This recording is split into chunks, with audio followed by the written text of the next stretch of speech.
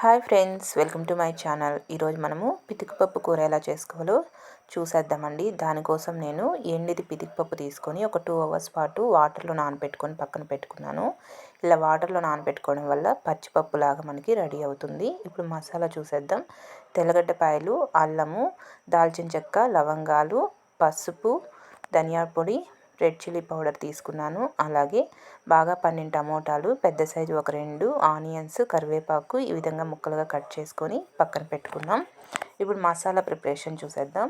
ఒక mixie jar తీసుకొని ఇందులోకి దాల్చిన చెక్క, లవంగాలు, అలాగే తెల్లగడ్డపాయలు, అల్లము, ధనియా పొడి, రెడ్ చిల్లీ పౌడర్, పసుపు అంతా కూడా మిక్సీ జాడీలోకి యాడ్ చేసుకుందాం. Red chilli powder 2 tablespoon, ధనియా పౌడర్ 1½ టేబుల్ స్పూన్, పావు టేబుల్ స్పూన్ పసుపు తీసుకున్నాను. ఈ విధంగా యాడ్ చేసి కొబ్బరి ఇక్కడ నేను కొద్దిగా యాడ్ చేస్తున్నాను. కొబ్బరి యాడ్ చేసుకోవడం వల్ల మనకి గ్రేవీ అనేది చాలా టేస్టీగా వస్తుంది. కొద్దిగా వాటర్ని కూడా యాడ్ చేసి ఇది మెత్తటి పేస్ట్ లాగా మిక్సీకి పట్టేసుకుందాము. ఇక్కడ చూపిస్తున్నా కదా, ఈ విధంగా మెత్తటి పేస్ట్ లాగా మిక్సీకి పట్టేసుకొని ఇప్పుడు ఎలా ప్రిపేర్ చేసుకోవాలో చూసేద్దాం. స్టవ్ మీద ఒక గిన్నె పెట్టుకొని ఇందులో ఒక 2 టేబుల్ స్పూన్స్ ఆయిల్ని యాడ్ చేసుకోండి. ఈ విధంగా 2 టేబుల్ స్పూన్స్ ఆయిల్ యాడ్ చేసి ఆయిల్ హీట్ ఎక్కిన తర్వాత ఆవాలు ఓ పావు టేబుల్ స్పూన్ అంతా యాడ్ చేసుకోవాలి. ఈ ఆవాలు కూడా కాస్త చిటపటలాడనివ్వాలి. ఆవాలు కాస్త చిటపటలాడిన తర్వాత మనం ముందుగా కట్ చేసుకున్నటువంటి ఆనియన్స్, అలాగే ఫ్రెష్గా ఉన్న కరివేపాకు రెమ్మలు కూడా యాడ్ చేసుకొని ఇవంతా కూడా ఫ్రై అయ్యేటట్టు ఫ్రై చేసుకుందాము. ఆనియన్స్ ఇలా పొడవుగా సన్నగా కట్ చేసుకోండి, బాగుంటుంది.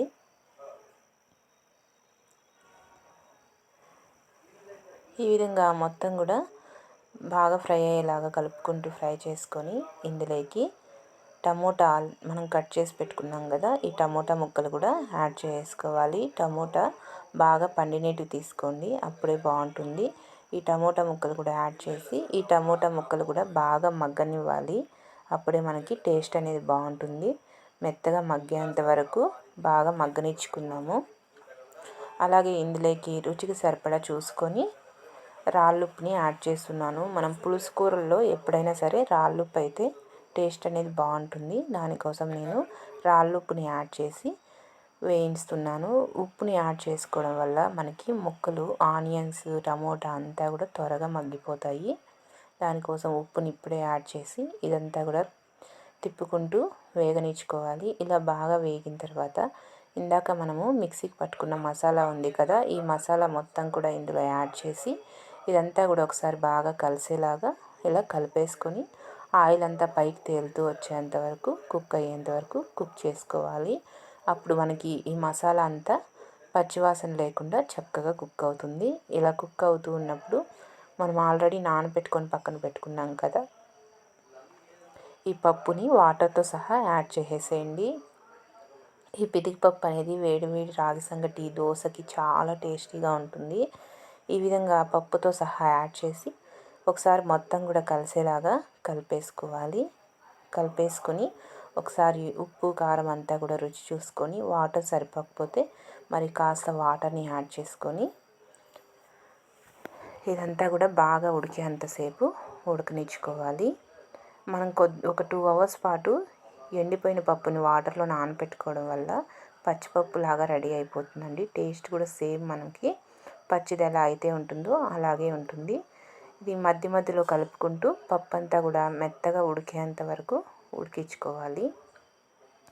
ఇలా చక్కగా ఉడికిపోయిన తర్వాత స్టవ్ ఆఫ్ వేసుకొని వేడి వేడిగా సర్వ్ చేసుకుంటే ఎంతో టేస్టీ ఈ పితికిపప్పు పులుసు అనేది రెడీ అయిపోతుంది. రాయలసీమ స్పెషల్ అండి, చాలా బాగుంటుంది. వేడి వేడి రైస్, రాగి సంగటికి అయితే టేస్ట్ అయితే అదిరిపోతుంది. దోశకు కూడా చాలా బాగుంటుంది, ఇడ్లీకి కూడా. చూసారు కదా, ఈ విధంగా చక్కగా కుక్ అయిపోయింది కదా పప్పు మనకి. ఇప్పుడు స్టవ్ ఆఫ్ వేసుకొని వేడి వేడి రాగి సంగటి లేదా వేడి వేడిగా దోశలోకి సర్వ్ చేసుకుంటే టేస్ట్ అయితే అదిరిపోతుంది. మీరు కూడా ఒకసారి ట్రై చేయండి. ట్రై చేసి నా వీడియో కనుక నచ్చితే నా ఛానల్ని తప్పకుండా సబ్స్క్రైబ్ చేసుకోవడం మాత్రం మర్చిపోవద్దు. అలాగే మీకు ఏమైనా కుకింగ్ సంబంధించిన వీడియోస్ కావాలంటే కామెంట్ సెక్షన్లో కామెంట్ చేయండి. Okay friends, bye.